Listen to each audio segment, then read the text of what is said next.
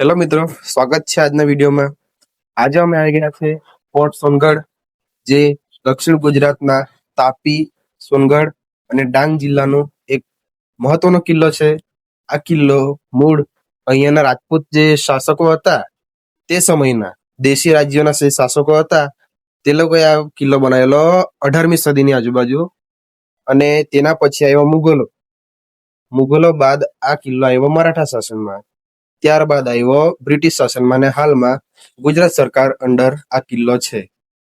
તો આપણે ધીમે ધીમે કિલ્લો જોતા જોતા આની આખી માહિતી શું છે, ક્યાં છે, કેવું છે, બધું જાણવાની કોશિશ કરીએ. જે મને ખબર છે મેં તમને કેવા, તમને ખબર હોય તે મને કોમેન્ટમાં કહેજો. હાલમાં આપણે ઉભેલા છે સોનગઢ કિલ્લાના એન્ટ્રી ગેટ પર.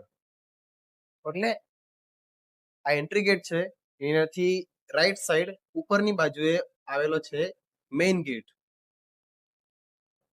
મેઇન ગેટ થી જરાક ઉપર આવીએ એટલે મેઇન ગેટ પર આ એક તકતી મારવામાં આવેલી છે, જેના પર સોનગઢના કિલ્લાનો થોડો ઘણો ઇતિહાસ લખેલો છે. તો આમાં લખેલું છે કે આ કિલ્લો પિલાજીરાવ ગાયકવાડ ઈસવીસન 1728 થી 29 દરમિયાન ફરીથી આ કિલ્લો બંધાવેલો. જે કઈ એમના પહેલા જે કિલ્લો તૂટેલો હશે, થોડું ઘણું નુકસાન થયું હોય તે પિલાજીરાવ ગાયકવાડે પાછો બનાવેલો. અને ઈસવીસન 1729 થી 1766 સુધી આ ગાયકવાડોનું એક મથક હતું, ટૂંકમાં એક થાણું હતું, ચેકપોસ્ટ હતી. આ જે સોનગઢનો કિલ્લો છે એ રાજપૂતે બનાવેલો, જે રાજપૂતો અહીંયાના સ્થાનિક રાજાઓ તરીકે ઓળખાતા. તેઓનું રાજ્ય ડાંગ, તાપી અને સોનગઢના અમુક આજુબાજુના વિસ્તારોમાં હતું. તેઓની પ્રજામાં ડાંગની પ્રજા, ભીલો અને અમુક અન્ય પ્રજાઓ વસતી હતી. તો તેઓમાંથી કર ઉઘરાવા અને તેમને રક્ષણ પૂરું પાડવા માટે આ કિલ્લાની રચના કરેલી હતી, કિલ્લાને બનાવવામાં આવેલો હતો. આ કિલ્લો ત્યારબાદ ગયો મુઘલ શાસનમાં.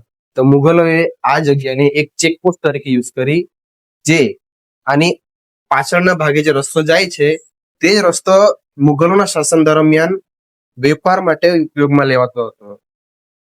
તે રસ્તાની સેફટી માટે આ કિલ્લાને એક ચેકપોસ્ટ તરીકે યુઝ કરતા હતા, કારણ કે આ કિલ્લાથી એ રસ્તો એકદમ સ્પષ્ટ રીતે જોઈ શકાય છે. મુઘલોના શાસન બાદ આ કિલ્લો આવ્યો મરાઠાઓ પાસે.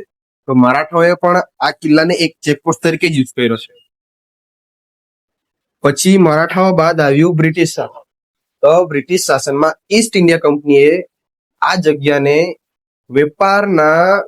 વેપારનો જે રસ્તો છે એની સેફટી પ્લસ કર ઉઘરાવાનું એક મથક તરીકે આ જગ્યાને વાપરી. અને જ્યારે 1947 બાદ ભારત દેશ આઝાદ થયો ત્યાર પછી આ દેશ આવ્યો ભારત સરકારના હેઠળ. અને ત્યારબાદ ગુજરાત સરકારે અહીં ફોરેસ્ટ વાયરલેસ ડિપાર્ટમેન્ટ તરીકે અહીંયા પોતાની આઉટપોસ્ટ. જિલ્લાની અંદર તમે થોડીક આગળ આવીને જમણી બાજુ આવો તો તમને જમણી બાજુનો એક રસ્તો છે, પગદંડી કહેવાય, જે તે સમયે કિલ્લાની આજુબાજુ નજર રાખવા માટે યુઝ થતી હતી. તેની ડાબી બાજુએ એક પાણીનો કુંડો જોવા મળે છે, જે તે ટાઈમે વોટર રિઝર્વરનું કામ કરતો હતો. આવા ખાલી અહીંયા એક નહીં, 3 કુંડા છે, જે અલગ અલગ કિલ્લાની ખૂણાએ આવેલા. તો આ જે બુર્જ ટાઈપનું જે તમે જોતા છે તે એ સમયમાં જે સૈનિકો પેટ્રોલિંગ કરતા હતા તે લોકો માટે આવવા માટે ત્યાંથી એક રસ્તો છે, અને જવા માટે અહીંયાથી એમ બહાર જવા માટે એક અલગ રસ્તો છે. તો અહીંયાની સિસ્ટમ એવી છે કે આ જે તમે આ ખાનું દેખાય ને, એ ખાનું સીધું નથી, એ ખાનું એમ ત્રાંસું બનેલું છે. આગળ જતા એ પહોળું નહીં પણ સાંકડું થાય છે. એના કારણે આપણે જે કંઈ જોઈએ તે આપણને આ એક પ્રકારનું ટેલિસ્કોપનું કામ કરે, ટૂંકમાં સ્કોપનું કામ કરે છે. એવી જ આ કિલ્લા પર 4 બુર્જ બનાવવામાં આવેલા છે, 4 જગ્યાએ, 4 અલગ અલગ ખૂણાએ. પહેલું, બીજું, એક ત્રીજું ને આ લાસ્ટ છે ચોથું. તો આ જે છે બુર્જ, આ કિલ્લાનો 3જા નંબરનો બુર્જ છે, જે એમાં આપણે આગળ જઈને જોઈએ તો પેલા બીજા બુર્જોની જેમ જ ઘણી બધી બારીઓ છે, પણ આમાં થોડીક વસ્તુ અલગ છે. આમાં 2 ટાઈપની બારીઓ છે. એક તો આવી મોટી બારીઓ છે, અને બીજું કે એનાથી સહેજ થોડીક નાની સાઈઝની બારીઓ છે. આ જે નાની સાઈઝની બારીઓ છે તે સ્પેશિયલી ઇન કેસ કોઈ વાર બી આપણે દુશ્મનનો એટેક થાય તો તેને પર નજર રાખવા માટે આ બારીનો ઉપયોગ થતો. કારણ કે આ બારીમાંથી આપણે જોઈએ તો ઝૂમ થઈને આપણને બધું દેખાય. સ્કોપની ઇફેક્ટ આપણને ખબર પડે.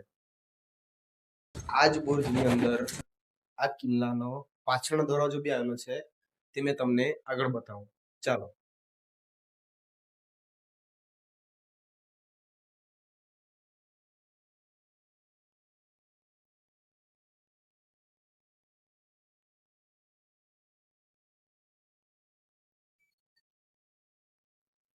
આ જે દરવાજો અહીંયા ખુલ્લો છે તે આ કિલ્લાની પાછળનો દરવાજો છે. અને આ કિલ્લાની એક્ઝેક્ટ પાછળના દરવાજાની નીચે પાછળની બાજુએ સોનગઢ સિટીની પાછળ કે બાજુએ કહીએ તો ત્યાં આ જ કિલ્લાના બીજા 2 અવશેષ મળે છે, જે હાલમાં પૂરેપૂરી રીતે ખંડાર હાલતમાં છે. તો એ અવશેષોને આપણે કહી શકીએ કે પાછળના દરવાજાનો ચેક પોઈન્ટ હતો, ટૂંકમાં આઉટપોસ્ટ તરીકે યુઝ થતો હતો. એ જગ્યાને આઉટપોસ્ટ તરીકે યુઝ કરતા હતા, જે હાલમાં એકદમ ખંડાર. તો મારા પાસે જેટલી માહિતી તમને આપવા માટે હતી સોનગઢના કિલ્લા વિશે એટલી બધી મેં આપી ચૂક્યો છું. હા, અને આના માટે રસપ્રદ વાતો જાણવા જેવી એ છે કે મારી માહિતી જે મને મળી છે તેના આધારે અહીંયા સૈનિકોને રહેવા માટે બંકરો બી છે અને સુરંગો બી છે, જે સિક્રેટ સુરંગો કહીએ આપણે, હિડન ટનલ્સ ટૂંકમાં, તે પણ અહીંયા છે. પણ એની કોઈ પણ જાતના અવશેષ કિલ્લાની અંદરથી મને જોવા મળ્યા નથી. હશે, ના નથી પાડતો, પણ ક્યાં છે શું છે તેની કોઈ બી ઝલક નથી. હા, અને આ તોપ જે તમે જોઈ રહ્યા છો ને, આ તોપ સિમેન્ટની છે, નકલી છે. આની જ જગ્યાએ ઓરિજિનલ તોપો પણ મૂકવામાં આવતી હતી, જે દરેક બુર્જના ઉપર હતી.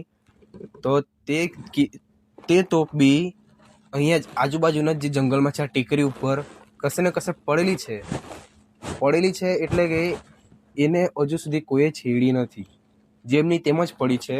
પણ કયા એરિયામાં છે, શું છે તે કોઈ બી જાતની માહિતી નથી. હા, જો કોઈ લોકલ મને અહીંયાનો મળે કે જેને લોકેશનો એ ખબર હોય તો અમે તમને આગળ બતાવીશું. Thank you.